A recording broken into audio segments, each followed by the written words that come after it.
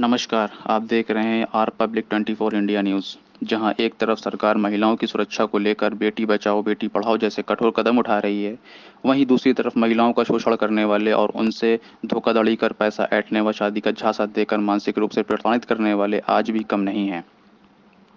ऐसा ही एक मामला पेश आया है भोजपुरी एक्टर व सिंगर निशा पांडे के साथ।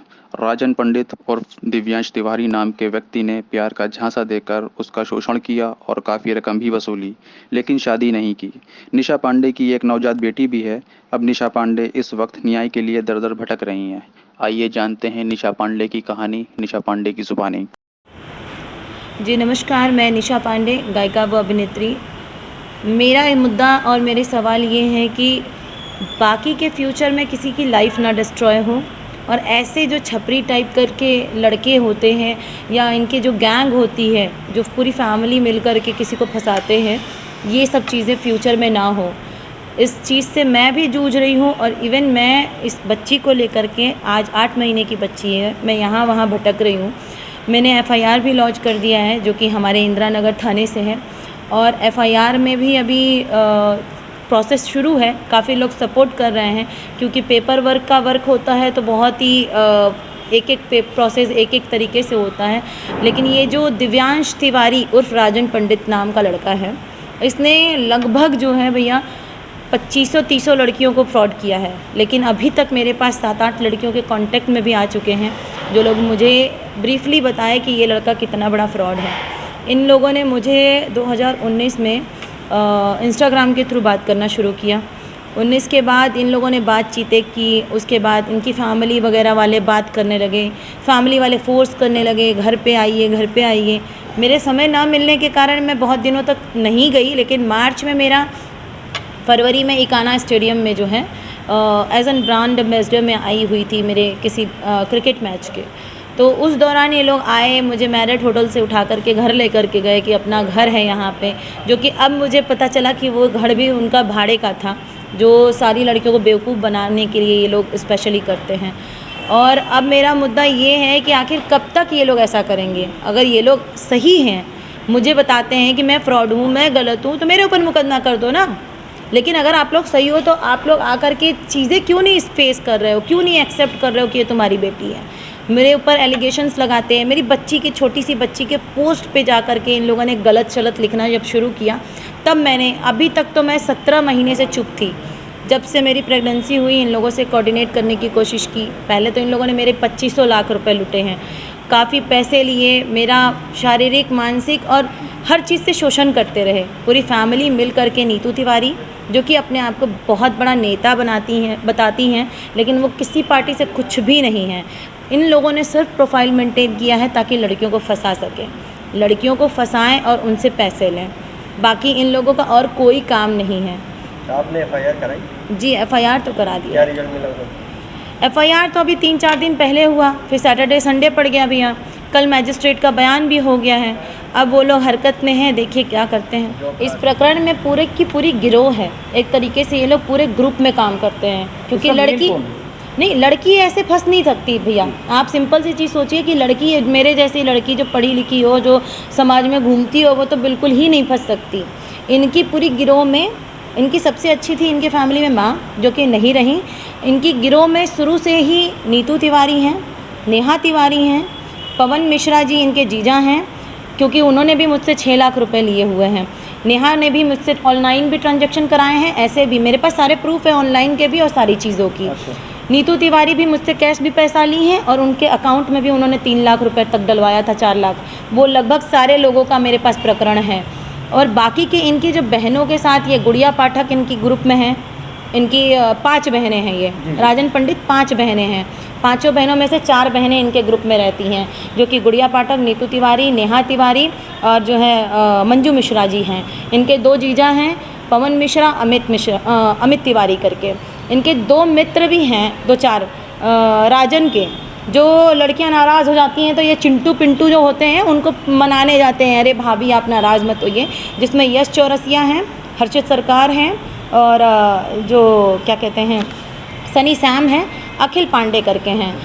इनके अलावा जो है, मेरा गर्भपात कराने की जब कोशिश किया गया था राप्ती अपार्टमेंट में K 206 में, और ये लोग मुझे वहाँ जा कर के फोर्स कर रहे थे। जब मैं राजन के घर से जा के मैंने सोचा मैं अपने घर चली जाऊँ, तो वहाँ पे परेशान करने के लिए ये लोगों ने, इनके नीतू तिवारी के बॉयफ्रेंड जो हैं कार्तिक तिवारी, बॉयफ्रेंड मतलब कह सकते हैं क्योंकि मित्र और बॉयफ्रेंड वही होते हैं, इन सब का नाम मैं इसलिए बताना चाहती हूँ क्योंकि ये लोग पूरी तरीके से गिरोह में हैं और गिरोह में सबका नाम मेन इनकी हैंडल करता है राजन तिवारी, नीतू तिवारी और नेहा तिवारी। अच्छा, 3 आरोपियों के ऊपर एफआईआर भी दर्ज हुआ है जी।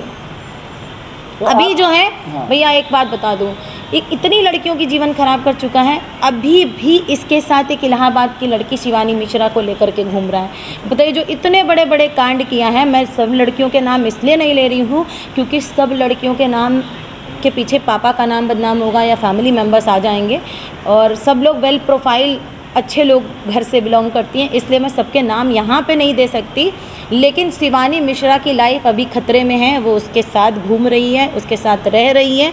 आप लोगों को बहुत जल्दी ये भी पता चल जाएगा। अच्छा यार, आपने अगर दी कहाँ दी है, किस थाने की? इंदिरा नगर में है, मानस सिटी थाना। मानस सिटी में वो लोग रहते थे पहले, अब तो वो लोग वहाँ से भी खाली करके भाग चुके हैं। सर जी, अभी आपने कहा मेरे से 25 लाख रुपए भी लिए, जी। इसका क्या मतलब, आपके पास कोई प्रूफ है पैसा दिया आपने? जी, कुछ तो मैंने कैश दिए हैं, कुछ मैंने ऑनलाइन दिए हैं। तो ऑनलाइन वाले सारे चीज़ें होती हैं, ऑनलाइन वाले तो मतलब मिटने वाली चीज़ ही नहीं होती है। बाकी के जो जो प्रूफ चाहिए आप उस बंदे को सामने खड़ा कीजिए। अगर वो बोलता है मेरी बेटी नहीं है तो उसका डीएनए टेस्ट करा लीजिए। अगर वो बोलता है मुझे फ्रॉड, तो मुझे किस चीज़ में फ़्रॉड बताएगा, मैंने उसके साथ क्या फ़्रॉड किया। अगर मैं चाहती तो जब प्रेग्नेंट हुई तभी केस कर सकती थी। आपकी शादी हो चुकी है उनसे या नहीं हुई है? नहीं, उन लोगों ने मुझसे यही वादा किया था कि मैं शादी करा दूँगी। उनकी बहन जो है नीतू तिवारी ने, वो बोली मेरा भाई है, मेरी बात सुनता है, मैं उसकी शादी तुमसे करा दूँगी, तुम चिंता ना करो। शादी करा दूँगी करके माँ के बीमारी के इलाज के नाम से कुछ पैसे लिए उन लोगों ने, जो कि कैश ले लिए। अब कैश का तो मैं कुछ बता भी नहीं सकती, लगभग 25 लाख रुपए उन्होंने हमसे लिए हुए हैं। पैसे लेते गए। जब मैंने उनको फाइनली मई में 17 मई को बताया कि जो है मैं प्रेग्नेंट हूँ, उस दिन से इनके नाटक शुरू, गाली गलौज, फालतूगिरी और चीज़ें। इन्होंने मेरा गर्भपात कराने की भी कोशिश की। मेरे पास सारे मोबाइल में चैट डिटेल, मोबाइल के डिटेल, उनकी कॉल रिकॉर्डिंग सब कुछ है, सारे सबूत हैं मेरे पास। आपको क्या लग रहा है कि प्रशासन कहीं ना कहीं दबाव में है उनके? नहीं, प्रशासन दबाव में हो भी सकती है, नहीं भी हो सकती है। इस विषय में मैं कुछ खुल करके नहीं बोल सकती क्योंकि मैं नहीं जानती प्रशासन का क्या दबाव है। लेकिन हाँ, इतना जानती हूँ कि प्रशासन और योगी जी जो हैं, आज के डेट में महिलाओं को, कल ही बेटी दिवस था, तो बेटियों को लेकर के मैं चाहती हूँ कि मेरी बेटी को न्याय मिले। आज मेरी बच्ची छोटी है, 7-8 महीने की है, फिर भी ये सब चीज़ें फेस कर रही है। जायज़ नाजायज़ जैसी चीज़ें उनके ही लोग जा कर के मेरे पोस्ट पे लिखते हैं, बाकी के लोगों को क्या लेना देना है, क्यों वो ऐसे वैसे लिखेंगे। आपने मजिस्ट्रेट साहब से अपनी बात कही तो उन्होंने क्या आश्वासन दिया आपको, क्या बताया? मजिस्ट्रेट साहब ने बोला कि हमारा काम है आपकी गवाही लिखना, हमने आपने जितना चीज़ बताया लिख दिया है, बाकी की चीज़ें अब आपके प्रोसेस में हो जाएंगी। जांच के बाद पता चलेगा। जी, जांच के बाद पता चलेगी। जांच के लिए कोई आगे आ ही नहीं रहा है। ऐसी कैसी बात होती है कि मतलब इतना बेशरम आदमी नहीं देखा। जिसके ऊपर एफआईआर हो गई है वो कल पोस्ट डाला था, वीडियो डाला था, फ़ोटो डाला था, उसको डर ही नहीं है कानून का कोई।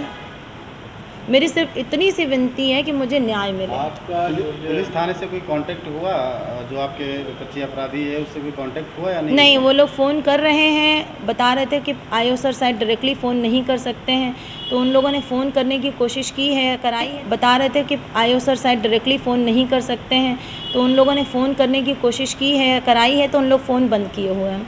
इतना सारा चीज़ होने के बाद क्या लगता है आपको कि आप कैसा न्याय चाह रही हैं सरकार से? आप शादी उनसे करना चाह रही हैं या मतलब कैसा न्याय चाह रही हैं? कुल मिलाकर के मेरी बच्ची को बाप का नाम चाहिए, क्योंकि इसका तो फ्यूचर है ना, उनका नहीं है, मेरा नहीं है, लेकिन इसको तो कल को स्कूल जाना है, इसको तो जवाब देना होगा ना।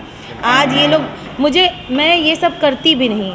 भाई बहन दोनों इंस्टाग्राम पे ऑनलाइन आकर के, मेरे पास पूरी वीडियो क्लिप है, आप लोग चाहेंगे तो मैं वो भी आप सबको भेज सकती हूँ। इन लोगों ने मुझे ऑनलाइन धमकी दिया है कि हम लोग मगरमच्छ हैं, हम लोग निकल जाएंगे। जब मैं डर गई पूरी तरीके से, मतलब मेरी बच्ची को कुछ भी ये लोग करा सकते हैं, मैं जब डर गई पूरी तरीके से, तब मुझे ये सब चीज़ें और एफआईआर वगैरह के थ्रू जाना पड़ा। वरना मेरा खुद का इतना अच्छा स्टेटस है। आप लोग मुझे एफबी पे देखिए, मेरे कम से कम 30 लाख फॉलोवर हैं, इंस्टाग्राम पे 3 लाख फॉलोवर हैं। मैं क्यों इन सब पचड़ों में पड़ने जाऊँ? और बाकी अगर वो कहते हैं कि फ़र्जी मुझे फंसा रही हैं, मैं किस चीज़ के लिए उनको फंसाऊँगी? आप बताइए, उनके पास क्या है? भाड़े पे रहते हैं, ना गाड़ी है, ना प्रॉपर्टी है, ना घर है, तो मैं उनको क्यों फंसाऊँगी?